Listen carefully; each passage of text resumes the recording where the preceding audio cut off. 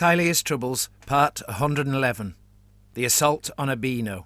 Chapter 2, Turns 4 to 8. Still more angry about his predicament than afraid, Ebino attempted to conjure a curse upon the massive marching body of spearmen closing in on the gate. Distracted by his foul mood, however, he fumbled his manipulations and failed to bring the spell to fruition. Aware that his efforts to spin the etheric winds must have been noticed by the enemy's magic users, he moved along the wall in the hope that their curses might not find him.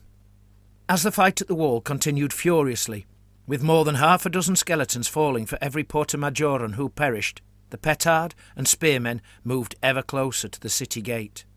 Captain Soldatovia led his bravi over the bridge and began moving around the city's corner tower, hoping to find an undefended spot where he might gain entry.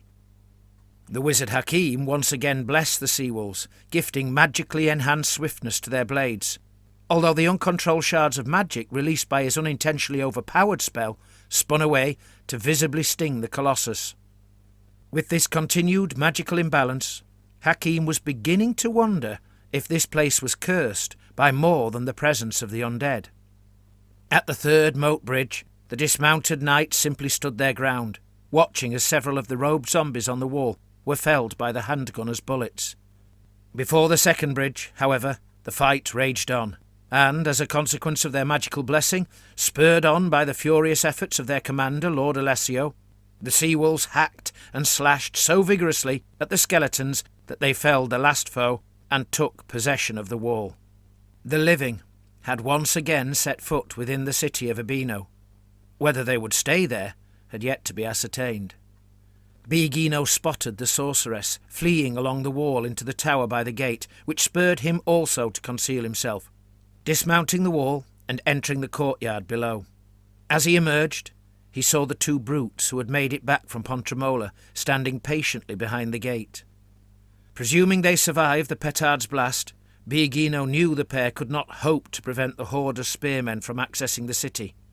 Most likely, all they could do was cut down a few before they themselves fell, unless, it occurred to him, he could bring magical harm on the spearmen and weaken them.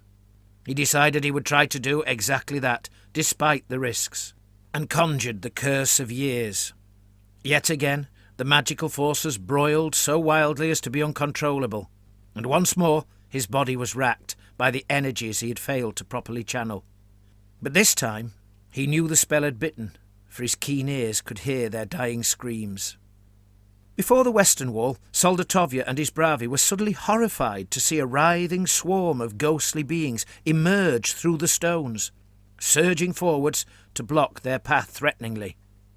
As they staggered back in surprise, the sea-wolves above them had already begun pouring down into the courtyard to attack the corpse cart sitting therein. Known for his initiative in battle, and a long military career forged by making the right decisions at just the right time, Captain Soldatovia shouted to his men and led them up the ladders left behind by the sea-wolves, onto the wall.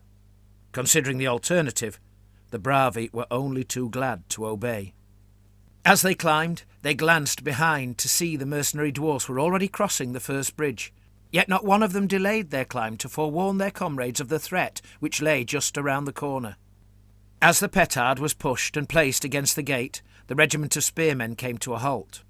Despite being distracted by his wounds, Portelli knew that to advance them any further would leave the petardiers with only two options: to throw themselves into the moat waters or to die when the petard blew. Halting now meant the petardiers had space enough to escape back over the bridge.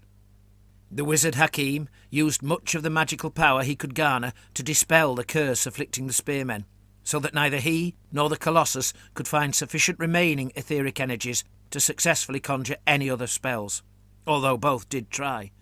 At the same time, a cannonball struck the already shaken wall and brought down a fair stretch of its crenellated top, but not the wall itself, while the famous Captain Lupo the Wolf Lorenzo shot 3 blessed bolts from his magical arbalest at the spirits he now spied across the water, visibly diminishing their number.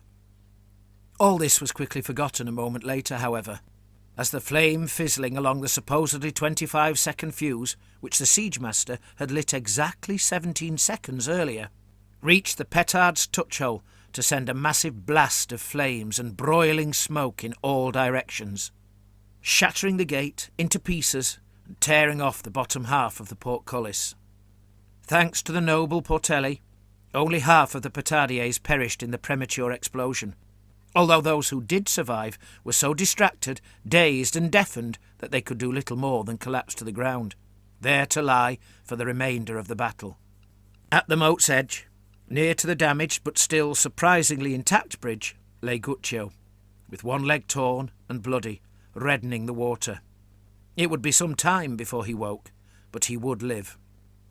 In the courtyard, Alessio and his elite guard dispatched the corpse cart easily, while the bravi on the wall were torn between watching them and looking behind to see the dwarfs who had been assailed by the host of spirits. Several dwarfs died, but despite being entirely unable to harm the spirits with their mundane steel blades, they fought on stubbornly.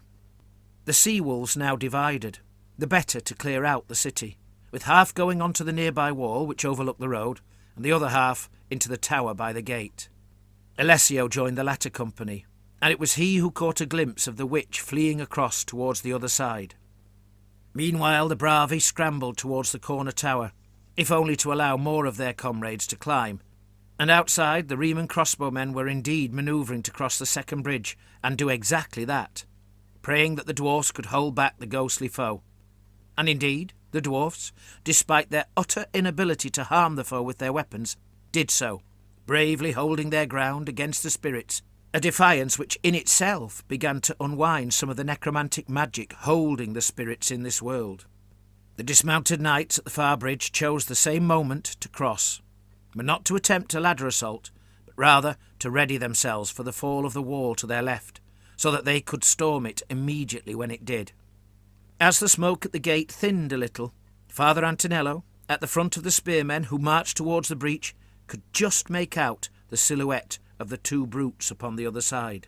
They had already been wounded by the blast, but both stood ready, for being zombies meant they felt no pain.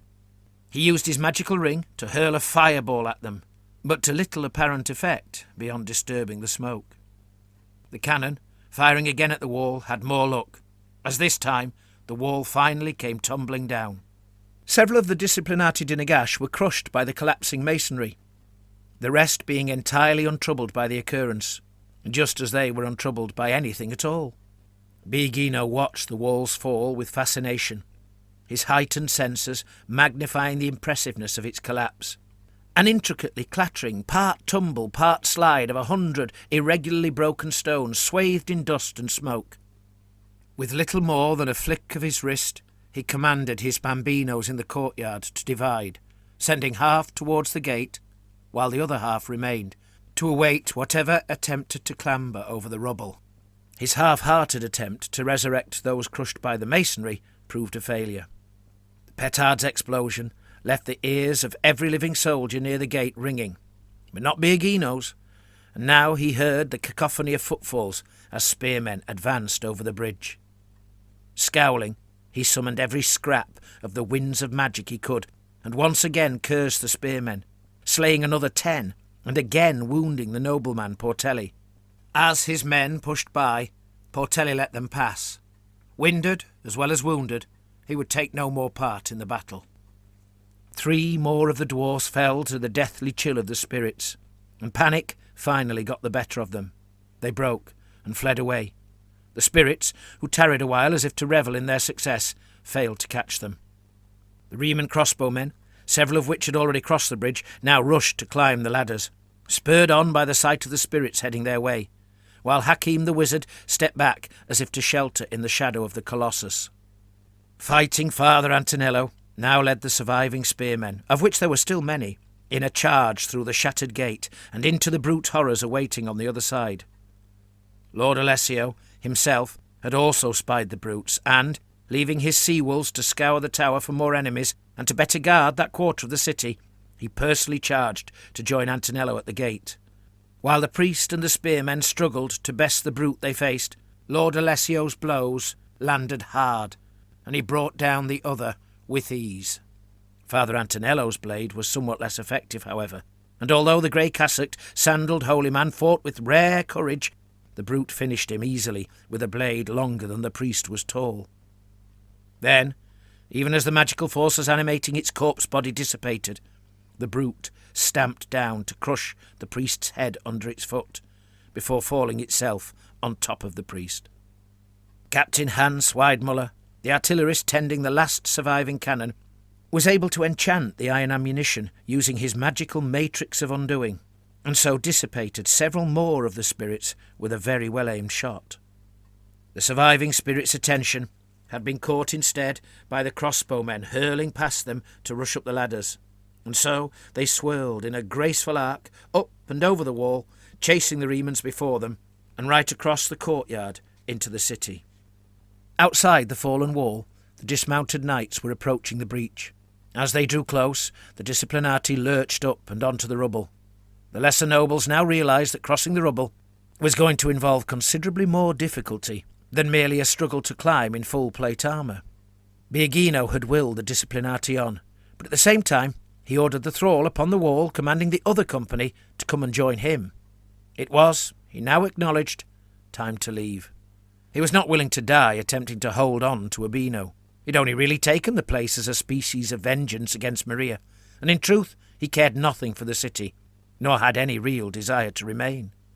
He satisfied himself that he had hurt the enemy enough to make them think twice about venturing any further north. Miragliano lay to the north, a much mightier realm, once ruled by the vampire Duke Alessandro, with greater walls and a wider moat. He would take his chances there, see if he could wrest it from whoever currently ruled, if indeed anyone did.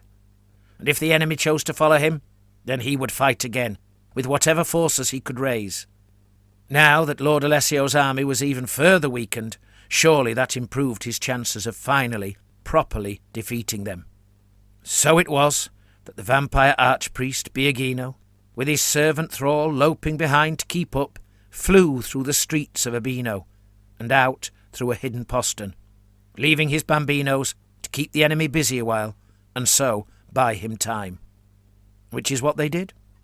While Father Bendali, the second Morite priest with the army, summoned up the courage to attempt a prayer on the host of spirits pursuing the crossbowmen, the dismounted knight scrambled up the toppled masonry to become caught up in a frantic tangle of a fight with the frenzied, zombified dedicants of the Disciplinati di Mor, now having become what was once their own enemy.